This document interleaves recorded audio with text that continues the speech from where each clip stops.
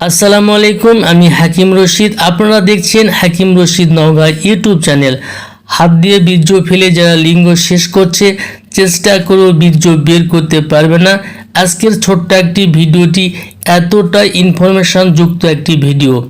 আজকের ভিডিওটি দেখে যদি বটিকা বানিয়ে সেবন করতে পারেন, হস্তমৈথুন করতে মন চাইবে না, লিঙ্গে বাদ থাকবে না, স্ত্রী মিলনে যারা ব্যর্থ দীর্ঘ সময় ধরে মিলন করতে পারবেন, বীর্য এতটাই ঘন হবে চেষ্টা করেও বীর্য বের করতে পারবেন না, এবং যারা সহবাসে যারা কম সময় পায় আজকের ভিডিও থেকে তারা 100% রেজাল্ট আশা করতে পারবেন। আজকের ভিডিওটি দেখার পর থেকে নিজে আর হাত দিয়ে বীর্য বের করা থেকে বিরত থাকতে পারবেন। হস্তমৈথুনের প্রথম ধাপ কি জানেন? অশ্লীল দৃশ্য, পর্ন পিকচার, মুভি থেকেই সূত্রপাত শুরু হয়। কিছুদিন পর থেকে আসক্ত হয়ে যায়, নেশায় পরিণত হয়ে যায়, শরীর ও মন আস্তে আস্তে দুর্বল হতে থাকে। দ্বিতীয় ধাপ, পর্ন, সিনেমা এবং মুভির প্রয়োজন হয় না। প্রত্যেক দিন হস্তমৈথুন না করলে মন মানসিকতা দুর্বল লাগে, অনুভব করে অশান্তি অনুভব করে, ঘুম আসতে চায় না, যে কারণে করতে হয়। তো বন্ধুরা, স্ক্রিনে যে গাছটি দেখছেন, গাছটির নাম ভূতলাঠি। এটি মোটামুটি সব জায়গাতেই কম বেশি পাওয়া যায়, বিশেষ করে রাস্তার পাশে ব্যাপক পরিমাণে পাওয়া যায়।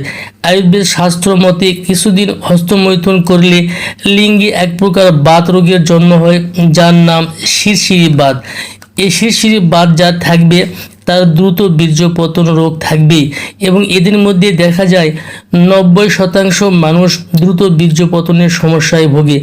আজকের ভিডিওটি দেখার পরে যদি আপনি ওষুধ তৈরি করে সেবন করতে পারেন, আমি চ্যালেঞ্জ করে বলবো যে আপনার হস্তমৈথুন করতে হবে না, বীর্যটা ঘন হবে এবং দীর্ঘ সময় ধরে যৌনমিলন করতে পারবেন।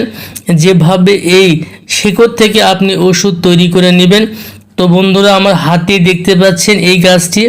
এই গাছের শিকড় নেবেন 100 গ্রাম পরিমাণ, পাটায় বেটে নেবেন। তার সঙ্গে 1 চামচ পরিমাণ হলুদের গুঁড়া মিশ্রণ করে একত্রিতে 30টি বটিকা বানাবেন, রোদ্রে শুকায় নেবেন। নেওয়ার পরে প্রত্যেক দিন সকালে খালি পেটে একটি করে বটিকা যদি আপনি এভাবে 30 দিন সেবন করতে পারেন, আপনাকে হস্তমৈথুন করতে হবে না, শিরশিরে বাত থাকবে না, দ্রুত বীর্যপাত থাকবে না, এবং যারা সহবাসে কম সময় পান তারা দীর্ঘ সময় ধরে সহবাস করতে পারবেন।